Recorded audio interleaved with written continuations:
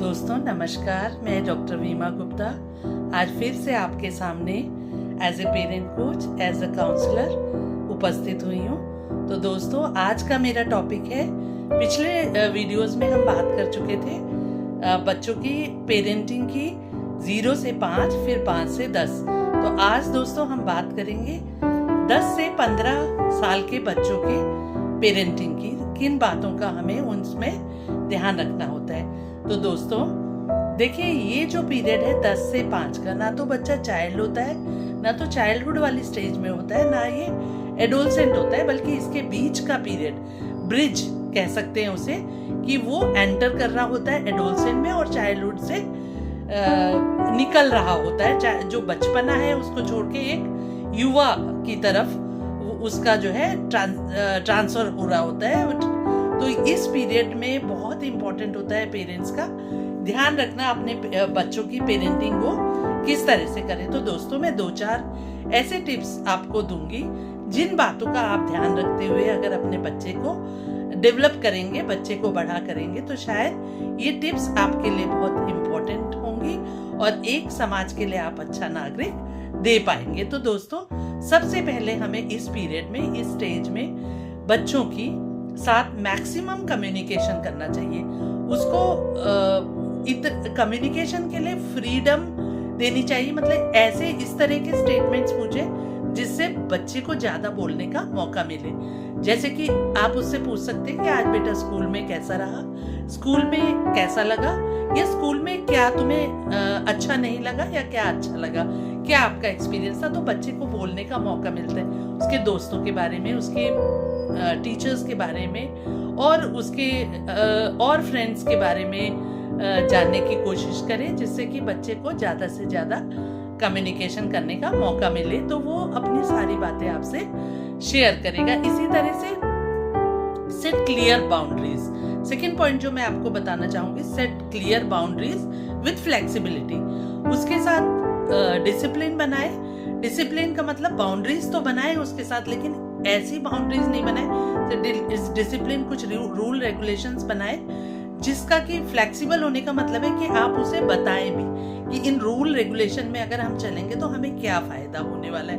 ये नहीं कि केवल आप उसे डांट फटकार के या उनके लिए सेट रूल्स बना दिए और उन्हें स्ट्रिक्टली फॉलो करना है। जैसे कि आप वीकेंड में उन्हें मूवीज वगैरह देखने के लिए थोड़ा ज़्यादा टाइम दे सकते हैं या घुमाने। मतलब सेट बाउंड्रीज का मतलब ये नहीं है कि आपने केवल इतने टाइम पढ़ना है, इस टाइम सोना है, इस टाइम, थोड़ा सा फ्लेक्सिबल भी होना पड़ेगा और रूल रेगुलेशन को बनाने के लिए उन्हें कारण भी बताना पड़ेगा कि उससे क्या उन्हें फायदे होंगे। इसी तरह support their identity and self esteem, support करना है उनको उनकी पहचान बनाने में। देखिए हर बच्चा अलग होता है, हर पर्सनैलिटी अलग है, यूनिक पर्सनैलिटी लेके बच्चा पैदा होता है। तो उसको उसकी सेल्फ एस्टीम को रिस्पेक्ट करना है, ना कि किसी से उसे कंपेयर करना है कि फलाना का बच्चा ऐसा है या तुम्हारा भाई बहन ऐसा है, तुम क्यों नहीं होते। केवल पढ़ाई की तरफ उसका रुझान नहीं, बल्कि उसकी अपनी जो क्वालिटीज हैं उनको पहचान कराने में उसकी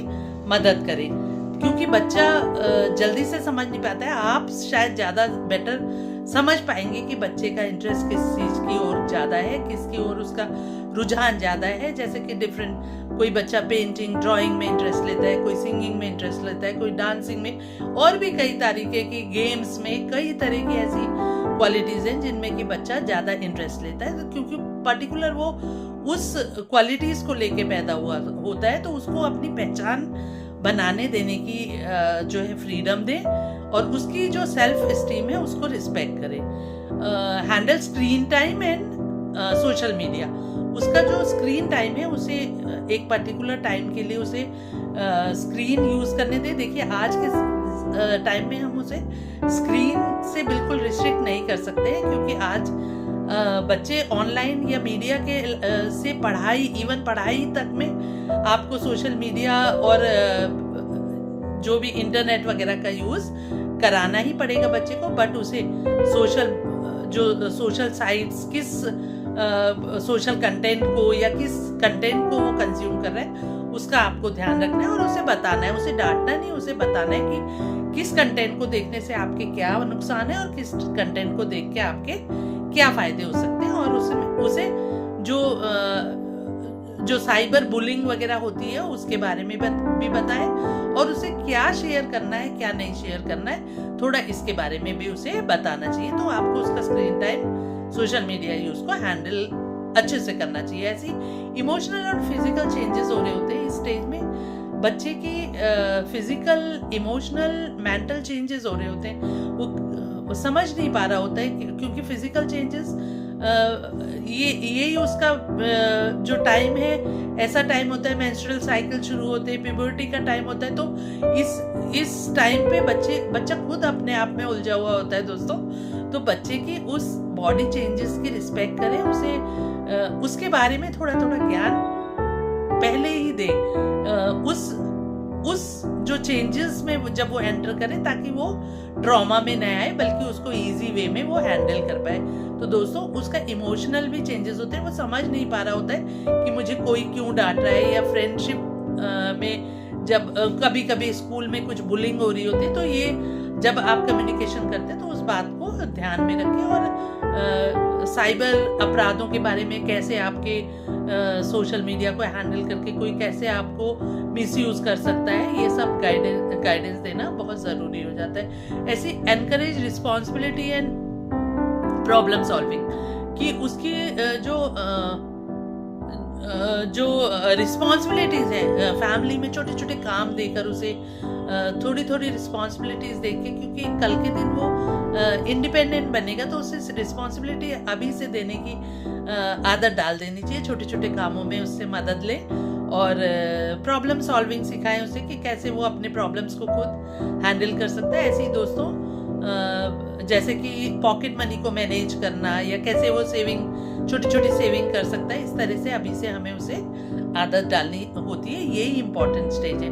ऐसे एकेडमिक प्रेशर, इस स्टेज में एकेडमिक प्रेशर होता है, पढ़ाई का बोझ होता है बच्चों पे, खेलना भी चाहता है, और अब ये एंटर कर रहा होता है 15 साल के होने के, 10 से 15 साल के पीरियड में वो स्ट्रगल कर रहा होता है कि उसे क्या सब्जेक्ट्स लेने चाहिए, क्या किस करियर में जाना है, क्या उसके इंटरेस्ट है, वो खुद समझ नहीं पाता है। तो दोस्तों हमें ही उसे गाइड करना होता है, हमें ही उसकी खूबियाँ बतानी होती है, उसकी टेस्ट को समझते हुए उसे हमें करियर के लिए भी गाइड करने का यही टाइम होता है। कौन से सब्जेक्ट्स ले, किस सब्जेक्ट्स को लेके आगे चल के वो क्या करियर में एंटर कर सकता है, इस तरह की दोस्तों हम उसे जानकारियां दे सकते हैं। ऐसी हर वीडियो में मैं बताती हूँ दोस्तों कि अगर हम जो अपने बच्चे से चाहते हैं हम उसका रोल मॉडल बन जाए, हम उसके आगे ऐसा रोल मॉडल बन के दिखाएं जो हम उस बच्चे को बनाना चाहते हैं। तो आप गलतियां नहीं करें ऐसी, आप अगर अच्छा इंसान बनाना चाहते हैं तो खुद उसके सामने ऐसी प्रेजेंट होइए,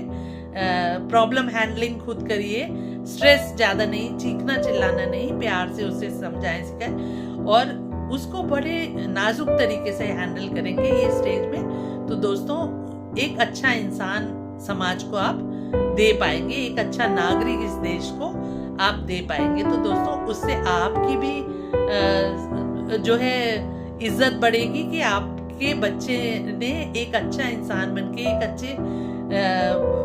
अच्छे जो माहौल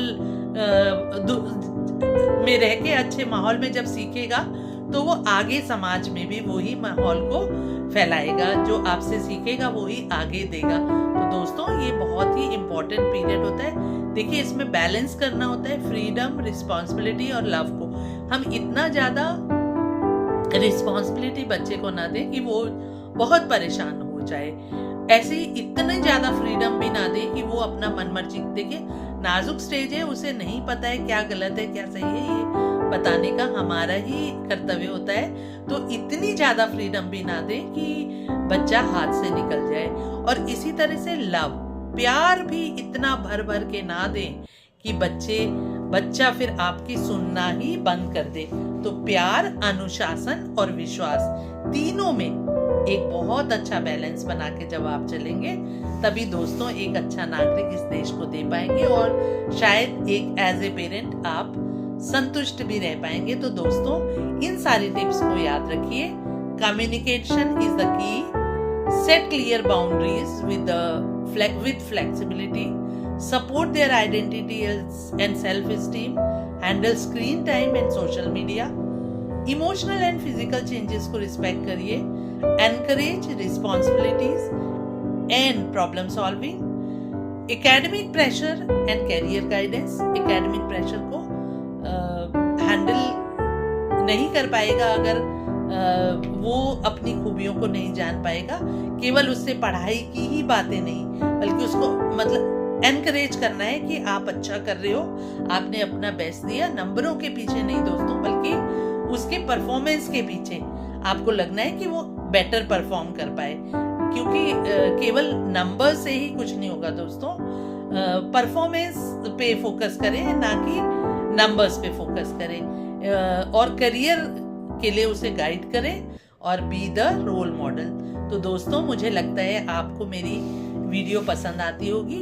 अगर आपको मेरी वीडियो पसंद आती है, आए और शायद किसी के काम के हो मेरे ये छोटे से अनुभव या टिप्स, तो प्लीज़ ऐसे पेरेंट के साथ आप मेरी ये वीडियो शेयर कर सकते हैं, और पसंद आए तो लाइक और सब्सक्राइब कीजिए।